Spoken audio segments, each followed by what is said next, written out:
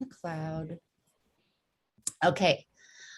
We are here with Rhea. Remind me of your last name. I'm so sorry. I have so many last names. I know.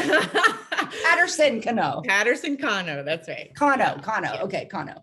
Okay. So Rhea, I'm just going to let you go ahead and introduce yourself and tell everybody about you. Yeah, I am Rhea. I am currently a Pilates instructor. I'm in San Antonio, Texas. By way of New York City as a former Broadway dancer, modern dancer, found Pilates very young and knew that I loved it and how like valuable it is for my healing and for my, injury prevention, right? Loved it so much that I wanted to be able to do it all the time, but couldn't afford it. So I was like, let me get certified. And then I at least have access to this amazing suite of equipment and doodads. And so I got certified in New York City in a small studio in Brooklyn with an amazing mentor, and then became pregnant with my son, finished my training, and then went back after having him, went back to Broadway and teaching Pilates. And then we ended shifting. My husband got a job in Texas. And so then we all moved to Texas. And so here's where I landed. And I started a small studio here in San Antonio. And then I also started an online business called Mama House Pilates for pre and postnatal women. Mama House Pilates, right? Yeah.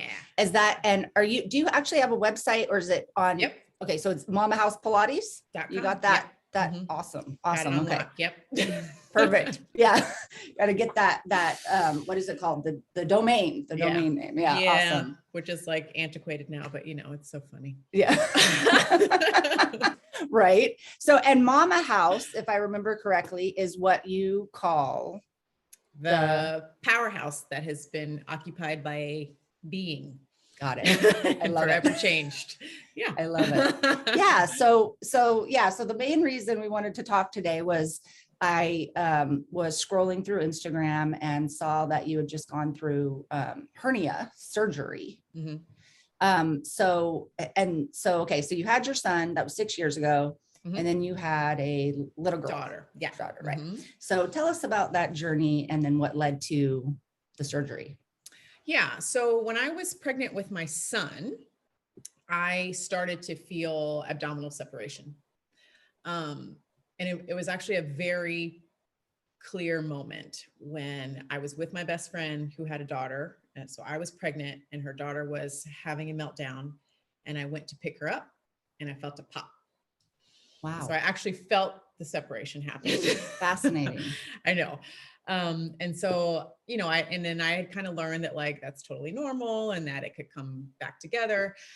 And cut to having my son, really crazy labor that ended up in an emergency C-section. So healing from the C-section, and then realizing once that healed that the separation still remained and that I was also starting to develop a hernia, which I forget what it's called, ventral hernia, right through the middle fascia. Okay. And so that vulnerability allowed the hernia to push through. And I remembered asking my midwife, like, is there anything I can do about it? And she was very nonchalant, like, oh, just push it back in, or you can have surgery. And I was like, those are not real answers. Wow.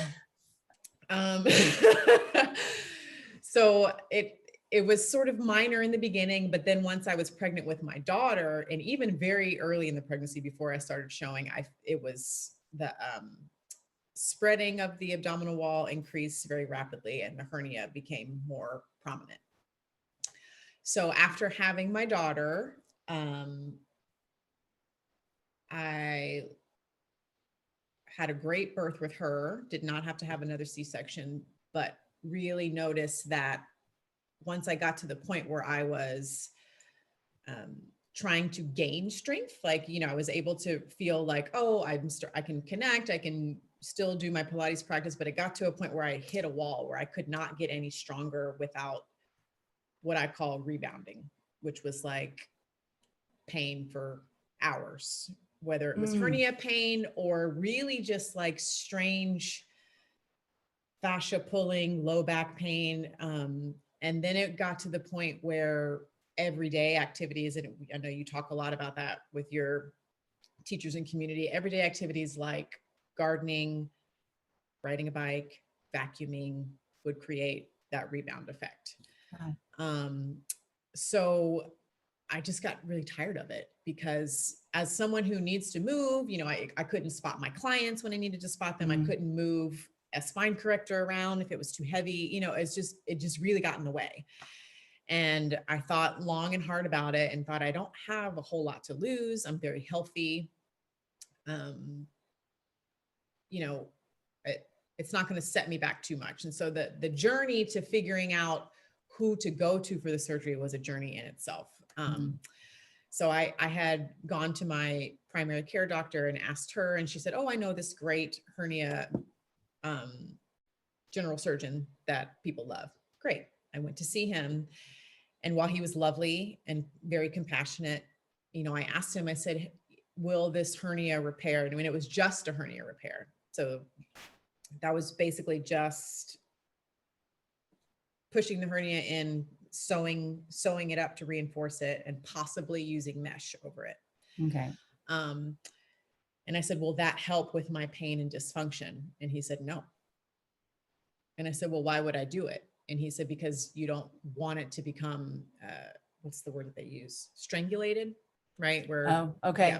Yeah. And so that is the only reason to do hernia repair surgery. Otherwise, you're still going to have pain. You're still going to be uncomfortable. And so I said, well, is there anything else I can do? He said, well, you could get a second surgery. And I said, which is? And he said, you could go to a plastic surgeon to have your abdominals sewed up over top of it to reinforce. And I said, well, why would I get two surgeries? Is there someone that can do them both? Right.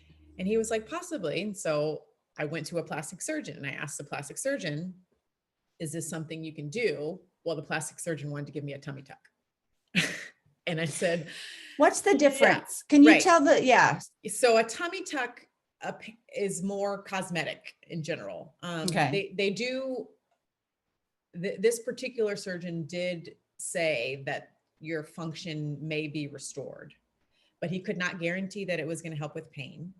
He couldn't guarantee any of those things. So what they do is they bring the muscles together, they sew them together, but they tighten them to the point where you have a defined waistline. They pull your skin down tight, cut off the excess. And I said, I was like, do you seriously think that I need a tummy tuck? And I wasn't in what, us being a dancer, being very body sensitive. I was like, I know I don't need a tummy tuck. And that's not even what I'm interested. I don't care what it looks like. I need to be able to move. Right. And I was like, but what you're telling me is may or may not help. And so I thought long and hard about it. And then this particular doctor's support staff was horrendous. And, I ended up complaining to them, be like, you treat people really poorly. And I'm really just looking for an answer and nobody's giving me an answer. And so one of the nurse's aides I think she felt bad because I kind of was like, you can't treat people like this. And so she came back with, hey, I used to work with this general surgeon that does exactly what you're asking. And please don't tell my surgeon that I sent you to him, but try him. And so I finally went to this next doctor, and he looked at me and he said, you're so strong. Yeah. You obviously take care of yourself, and it is so unfair that you have to deal with this. Which is like, that's all you want. Like somebody to understand, right. Yes. Empathy. Right. And so, so it ended up being not a plastic surgery procedure, but his way of doing it, which was to, if it's okay if I get graphic. Please, yes. We want to know everything. Yeah. Okay. So it starts off very much like a C-section, right? He went along my C-section scar, but much wider, like out to the hip points pretty much. Okay. They pull your skin up. Okay. Right. He closed the entire, so I had separation from the entire length from the xiphoid process down below the navel. Wow. Oh, wow. Okay. And so he closed it up from top to bottom. No, he had to repair the hernia first. then closed the muscles on top, then laid an absorbable mesh, right? So there's Okay, different types of mesh. There's mesh that can, regular surgical mesh does not absorb. And so Right. he was like, I know that movement is important to you. I'm going to use absorbable mesh. Otherwise you're going to feel like you have on an iron corset for the rest of your life. Right. Right. So like just tending to the body in front of him, right? And he was like, so we're going to use absorbable mesh. And so it will mesh with your muscles in about 6 months to a year. Nice. To make them stronger and stay, and you know, all of the stitching would have absorbed by then. Yeah. And so, yeah, so then they close you up, put the mesh in, a couple of sutures, and then pull your skin back down, sew you back up, and then you have to have a surgical drain. Do you know what those are? No. So surgical drains are so that your body doesn't hold on to the, you know, your inflammation is your body's healing process. But if it holds on to too much fluid around the trauma site, then it can become infected. And so they insert a drain underneath your skin to draw out the fluid as you heal. And that stayed in for me for like 5 weeks. So it's kind of my gross. Gosh. Yeah. Wow. Yeah. Yeah. So it was not, hernia repair can be laparoscopic. So this was like a 2-part surgery. Okay. So it was way more involved than just a hernia repair. So the hernia, just to be clear, is so you had a bit of separation. Mm-hmm. Okay. And not huge, but enough. Right. It was the length of it that it was just everywhere, you know. Got it. Okay. Yeah. The length of it. And then the hernia is where the organ intestine actually comes through part of the fascia. Is that right? Yes. Okay. So part of the linea alba. Mm-hmm. So, and where was your hernia again? Just above my navel. So it was not an umbilical hernia. Okay. It was just far enough above it that it was not. Yeah. Perfect. Okay. So you had the hernia part repaired, and some people can just do that. Mm-hmm. And why does that not take away pain or be able to help restore function? Because he could not confirm that that's what was the cause of the pain. Oh, okay. Okay. Yeah. And I also knew that like the hernia pain versus the tug, like the pressure and the pulling that I was feeling, those two things felt very different, right? Because hernia pain for me could have been caused by like eating broccoli, like gaseous fibrous foods where the intestine is actually kind of expanding and pushing its way out. Right. Got it. Okay. Or having a full bladder, like it, you know, if you're really in tune, you can tell like, oh, I'm having hernia pressure because my bladder is pushing up on my intestines, and you know, wherever there's vulnerability, there's going to be a pressure release. Right. Right. Okay.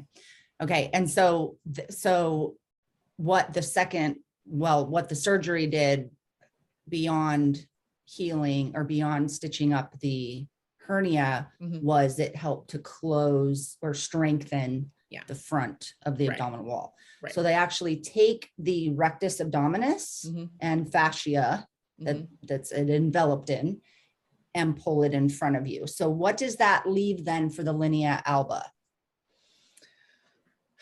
That's a good question. You know, I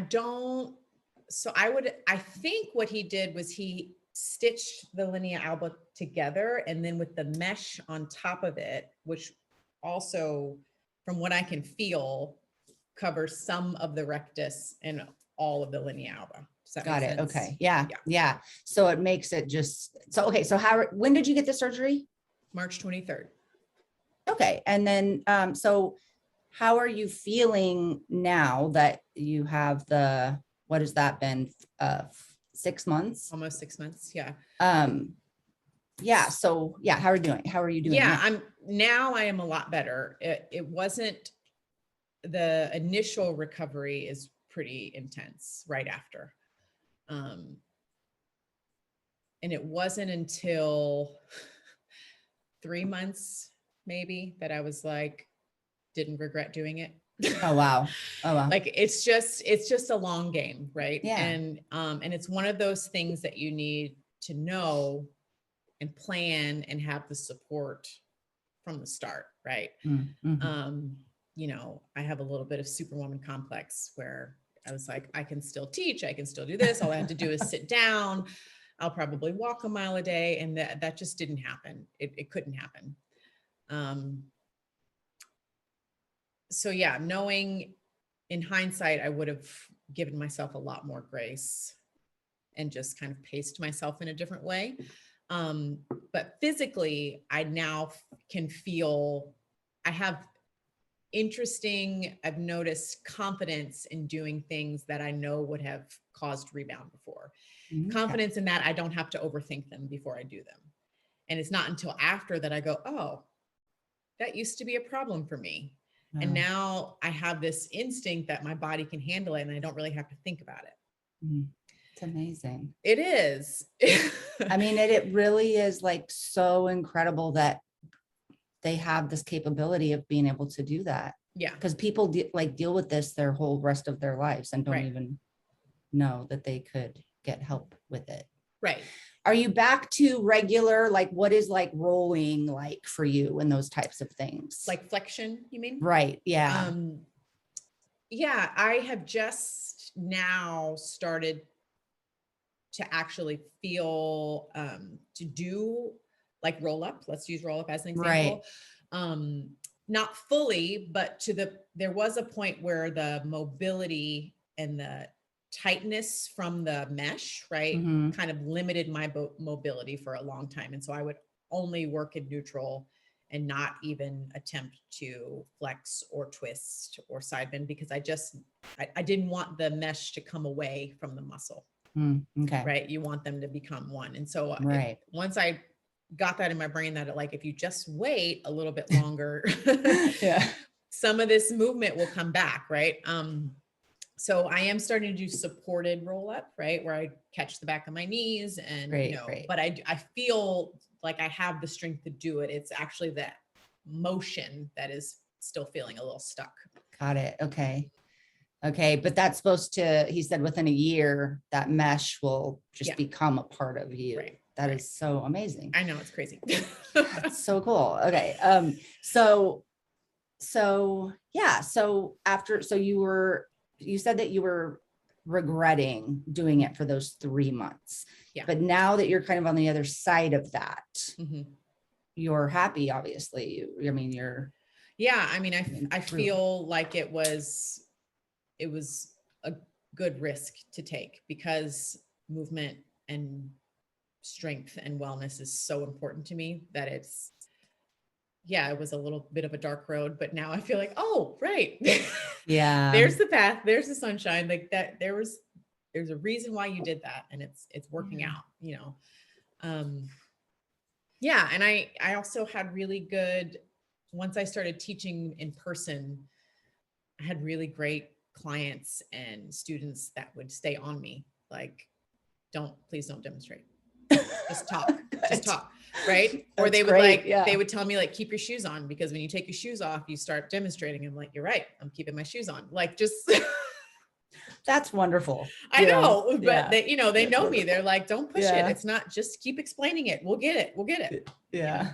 Yeah. That's so wonderful. So, okay. So, what would you then tell other teachers who have students or clients, women who, number one, are thinking about maybe getting surgery, who have a visible hernia, and are working with postpartum women?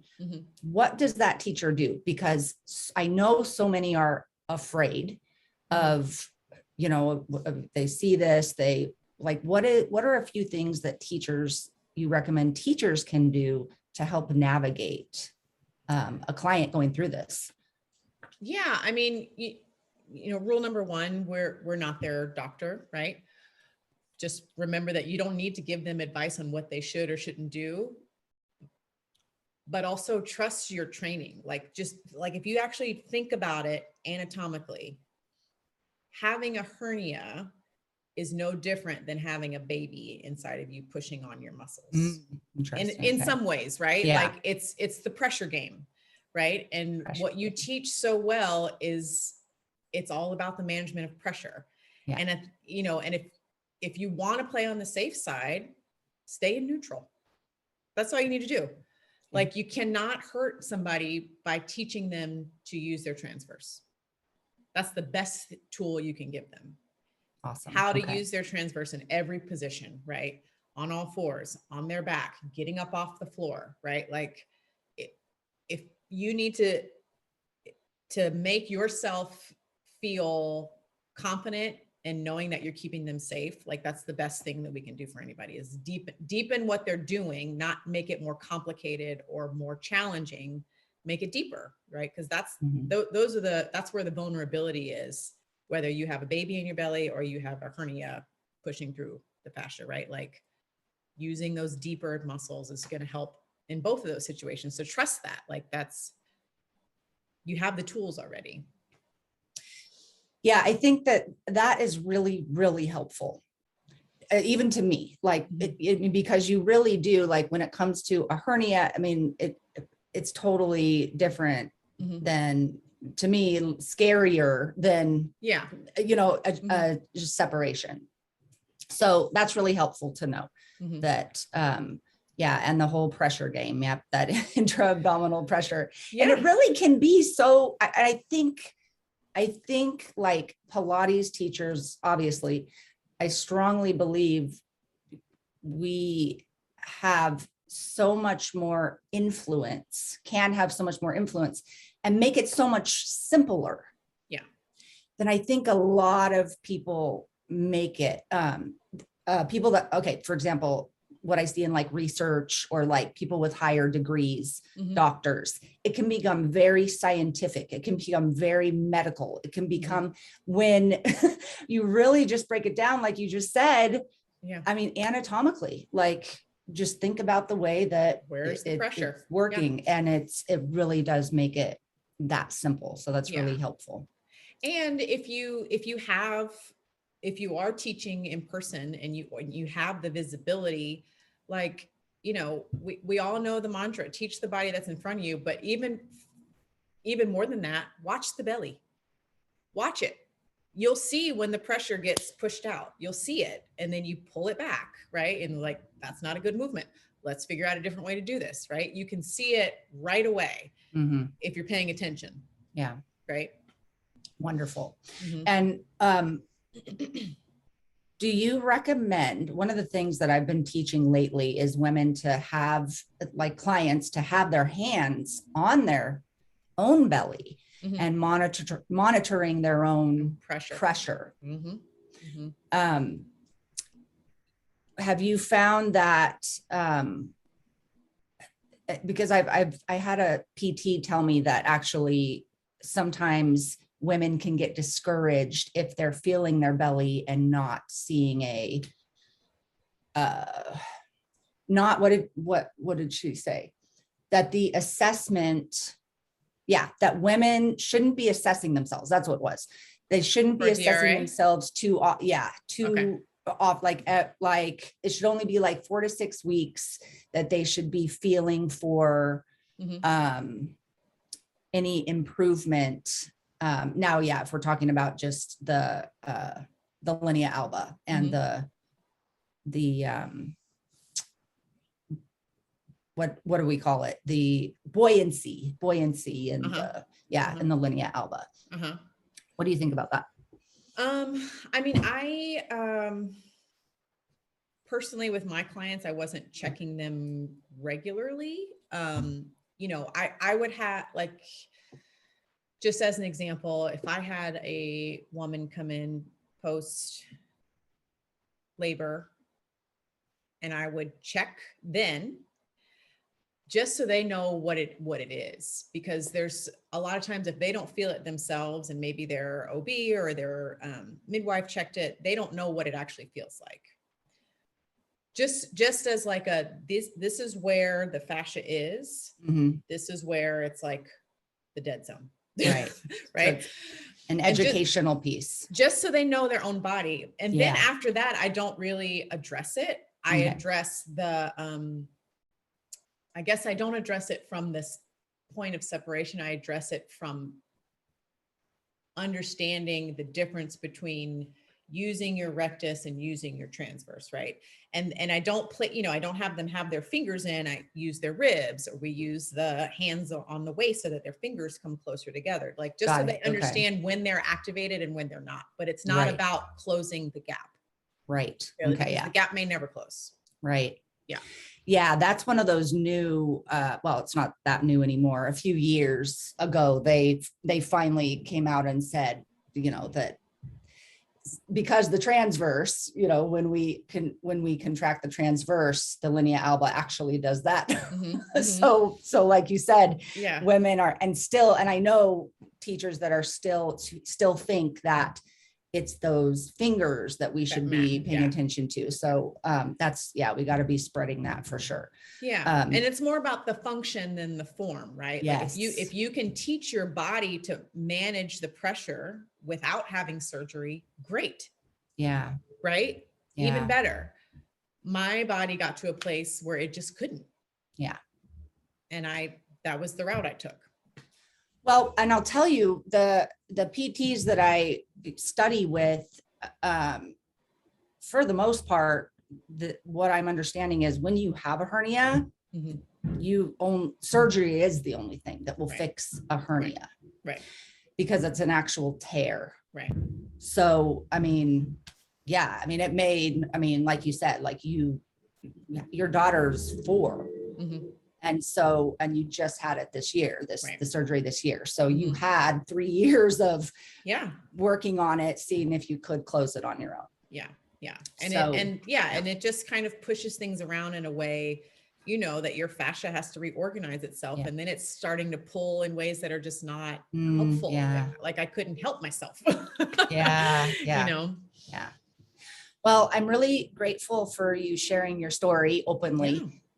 Can you hear that trash can on the outside? I got the new AirPods, and I guess I don't obviously have them in, but I guess it's supposed to cancel out noise on the outside. Oh. So I need to start learning to use them. It sounds very minimal on my end. So okay. Don't worry about it. Okay, good. So, okay, cool. So tell everybody again where they can find you.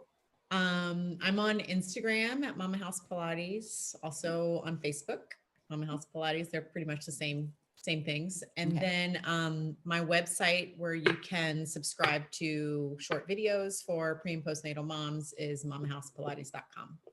mamahousepilates.com. Awesome. Mm-hmm. Oh yeah. And so it's pre and postnatal women. Yeah. It is who you serve. Yeah. And, all right. So I'm so excited to see what you're doing, and thank you for sharing your story. Yeah.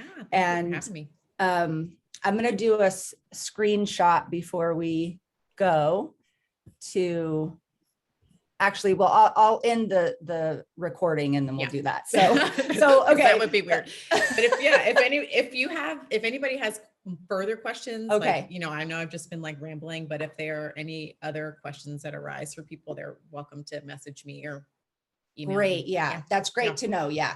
That's great to know. Yeah. Message her on Instagram. She gets back right away, or Facebook too, right? You have Facebook. Yeah. They're kind of connected, I think. Okay. Who knows? Yeah. Because it's even for teachers, like I know teachers who have thought about getting hernia surgery. I have somebody I know, I think she had it. I think she just had it like a month ago, that have deep questions that maybe, they don't want to have open out in public, which I'm really grateful for you for offering that and just being open about it. Thank you. Yeah. I'm happy I'm an open book when it comes to that. Yeah. Awesome. Thank you. So, and by the way, you're also a Pregnancy Pilates Impact student you were one of our first students of 4 years. So, It was the Diastasis Recti actually program. Was that the That's first the one I thing started you with, came yeah. in? That's right. Yeah. That's right, with your pregnant course. So anyway, Yeah. yes. So thank you, Rhea Patterson Cano. Yeah, it's like the Cano. coffee, Americano. Thank you, because I always say cano, like a canoe, but it's Yeah. Cano, and there, got it. Okay. Okay. I'll let people get a hold of you. Don't go anywhere, but I'm going to stop the recording. Okay.